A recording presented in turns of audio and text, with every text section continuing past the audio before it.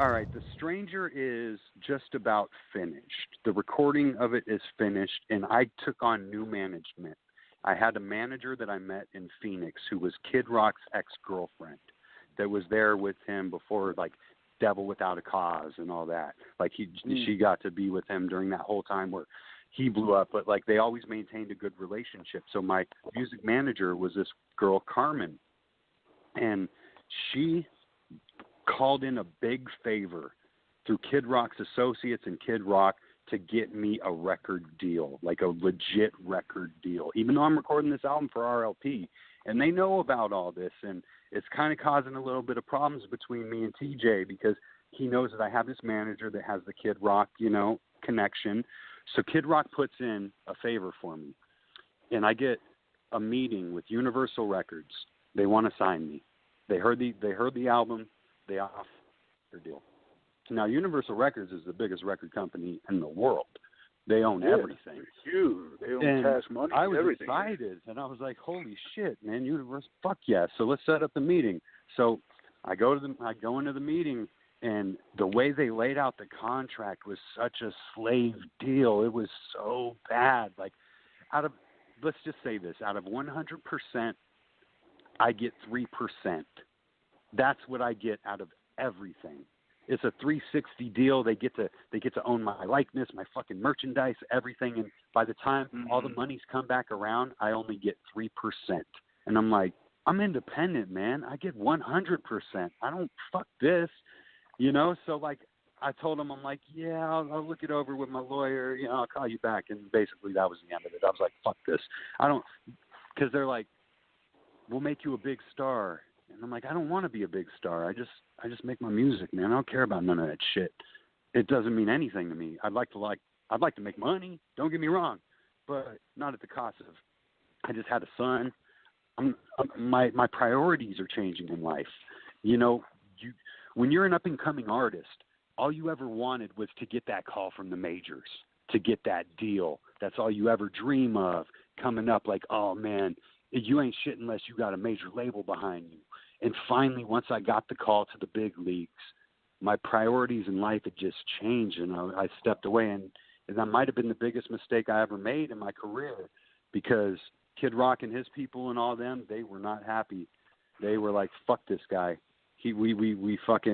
We got him this deal, and he completely just ripped up the contract and like shit in our faces.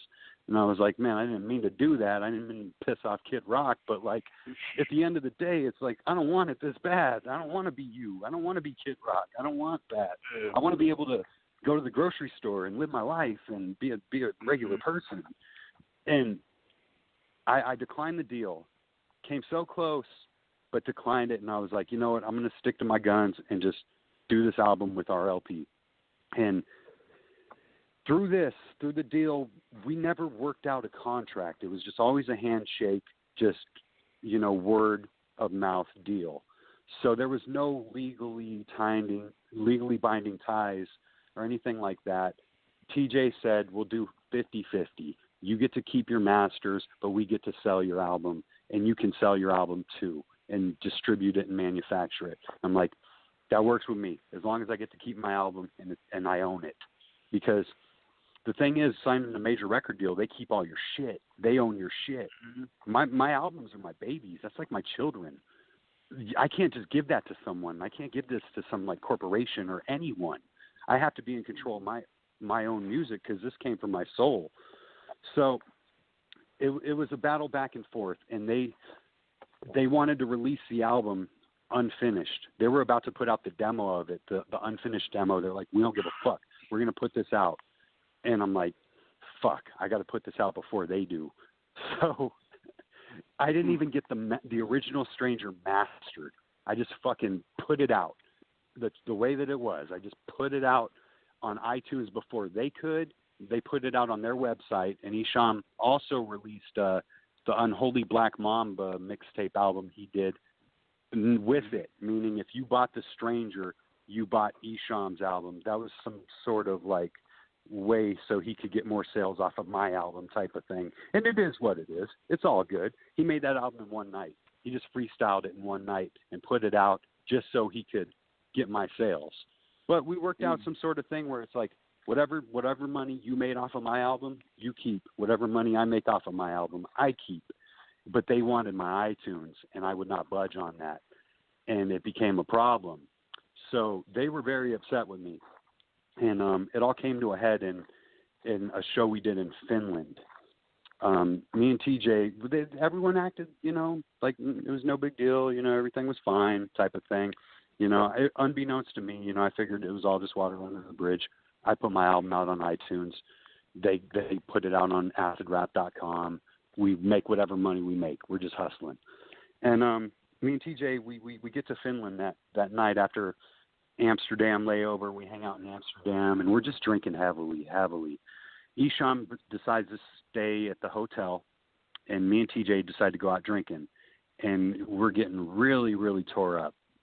And we come back to the hotel that night, and Esham comes in the room, and we're all just kind of sitting there talking.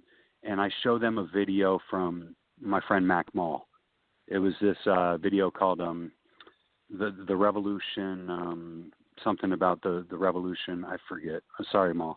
You're my best friend. I fucking love you, but I can't remember the name of it. Anyways, I show them the video of it, and I'm like, look at the production quality of this. Like, it's awesome. He's like in jail. He's shooting cops, this and that. And TJ was the one shooting all of Esham's videos at that time. Like, if you can think back to like the Gumball 5000 or like, Don't Give Up or Dead Rappers, TJ was the guy that shot all those videos.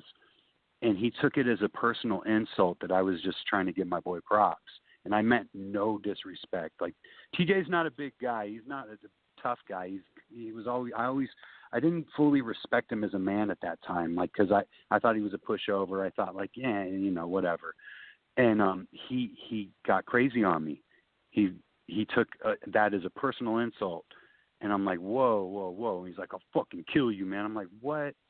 I'm like, yo, Esham, man, let's go outside before I kick this fucking guy's ass, And me and Esham start walking down the hall lobby, and TJ bursts out of the door. He's like, what, motherfucker? And he runs at me, just runs up on me. And, like, as he's running, I catch him with a counter left hook to his nose and crack his nose. He catches me in the shot in the face, and we get on the ground, and we start tussling. And next thing you know, Esham gets in the middle of it and is breaking it up and all that shit. He's like, man, you fucking crazy white boys. What the fuck? We're in a hotel lobby, like throwing down. And to me, like, I grew up fighting bullies my whole life. Like, I'm not saying he's a bully. I just grew up fighting bullies my whole life because I was a smaller kid. I grew up a fighter. Like, I just grew up always fighting. It was never really a big deal to me. But TJ was not a fighter. So me and Esham went outside. I had a cigarette. It's just kind of like, what the fuck just happened? Like, what the fuck? Like, just trying to piece it all together. Like, what just went wrong?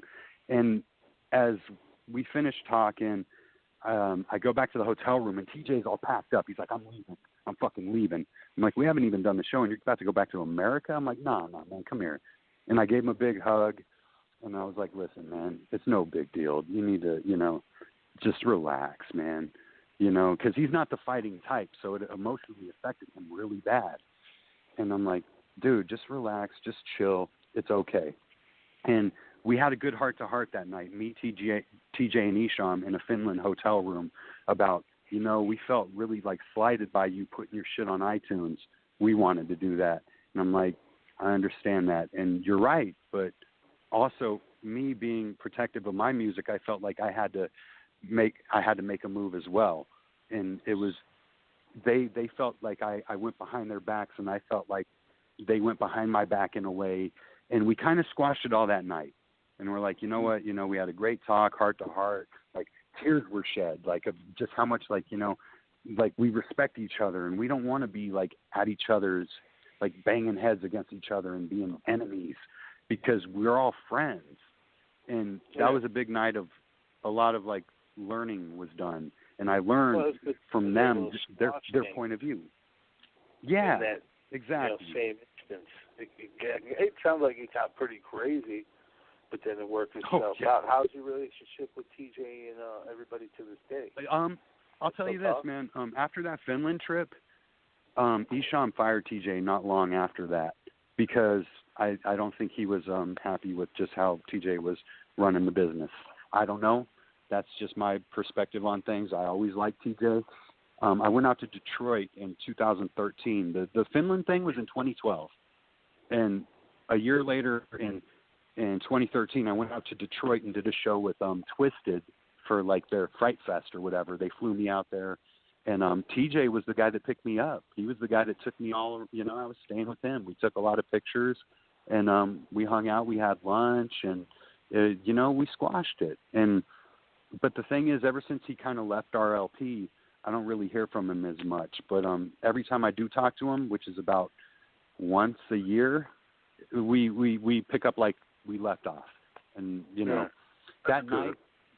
Yeah, that night affected him a lot more than it did with me. I mean, shit, man, I grew up fighting my whole life. It's no big deal. But, like, when you're not really that type of person, for something to bring that anger out of you, I could see how it would emotionally affect a person. You know what I mean? Yeah.